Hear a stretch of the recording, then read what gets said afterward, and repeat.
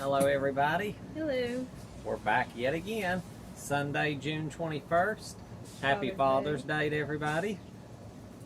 And we'll have a little lesson on the father's role in the family, which I feel like is an important lesson, especially in these times of division and trouble. So darling, if you want to read the first verse, Genesis 3:16. Unto the woman he said, I will greatly multiply thy sorrow and thy conception. In sorrow thou shalt bring forth children, and thy desire shall be to thy husband, and he shall rule over thee. Which is basically saying that the husband is the head of the household. That's not a popular thing to teach about in 2020, but it is in the Bible several times. It's in Ephesians and Corinthians again. The father is the head of the family unit. A lot of that was brought on by the curse in Eden.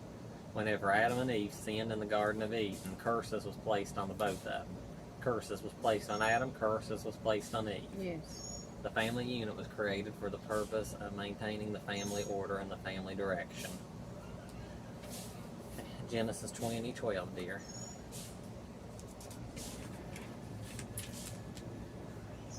Honor thy father and thy mother, that thy days may be long upon the land which the Lord thy God giveth thee. I believe that we covered that, didn't we, in the Mother's Day lesson, but it goes for fathers too. yes, we've got to honor our parents no matter how much we agree or disagree with them. We covered a lot of the family unit in the Mother's Day. This is basically a reprieve only on the side of the fathers. Father was used as a title for seniors. Okay, Ephesians 6:2.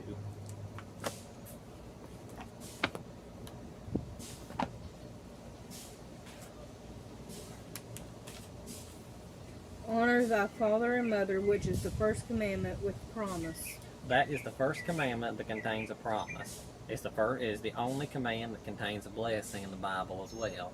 If a person honors thy mother and honors thy father, you do have a blessing of a long life. Okay, 1 Timothy 1:9.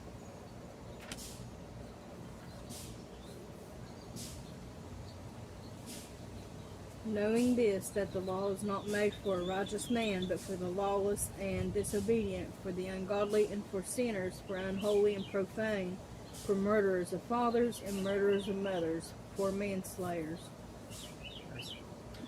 Disrespect to parents is a serious crime under the Bible, especially whenever your parents are godly and trying to lead you in the right path. And disrespecting them is definitely a godless and a horrible crime. Yes, it is. Okay, Acts 7:2.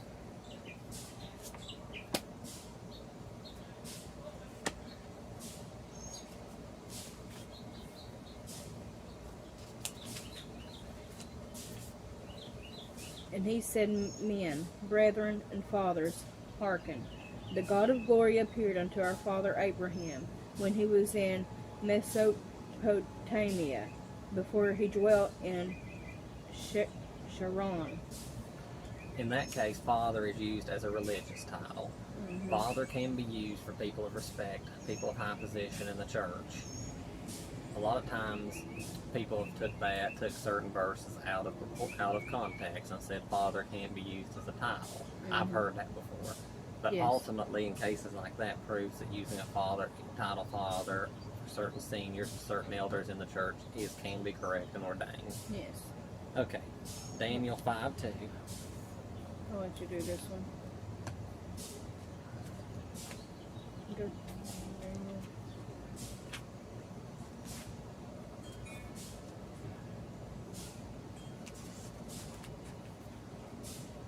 There you go.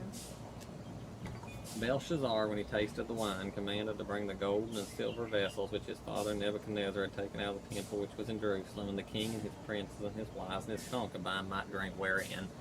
The reason we quote that is sometimes the word father can be used to refer to a male ancestor. There was no Hebrew word at the time for the word grandfather.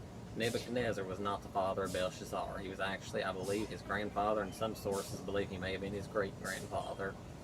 The title father for ancestors is also found in Jeremiah 27:7 and Matthew 23:20 as well, or 23:30 as well. Okay, 1 Timothy 5:8.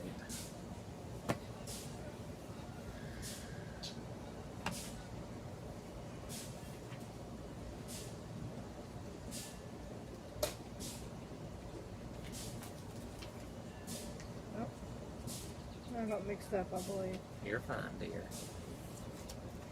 We got time.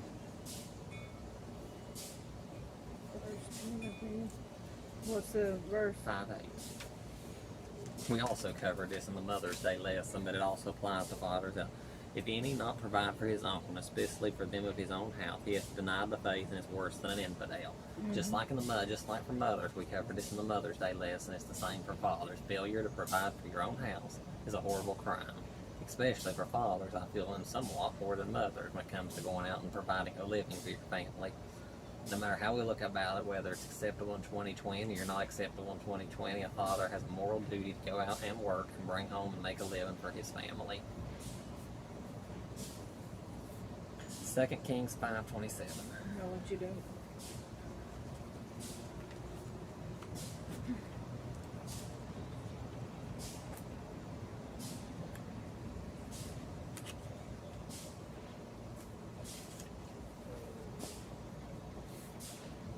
The leprosy therefore of Naaman shall cleave unto you, and unto his seed forever. He went out from his presence as a leper white as snow. This indeed proves that sometimes a careless father who continues to live in sin and dabbles in things like witchcraft they shouldn't, or other cases, can indeed bring a curse on their family. Yes, it can. King David brought a curse on his family. It doesn't take much further than the book of 2 Samuel when you read about David's sin with Bathsheba, that he brought a curse on his family. Yes. Up until then, David's life was on a high. Whenever he committed a sin with Bathsheba, it went down. A curse came on his family. David literally lived a literal hell, and Yes, he died a horrible death. He was still God's chosen. God never took his promise. God made him a promise. God never took the promises away from him, but David did die a horrible death because of his sin. Yes, he did. And here are some of the notable fathers of the Bible: Adam, Abraham, Isaac, Jacob, David. Joseph was the earthly father of Jesus. He was not his biological father, but he was his earthly father and provided a father figure for him. Well, this was a brief and short lesson tonight, but we hope everybody enjoyed it. We hope everybody enjoys their Father's Day.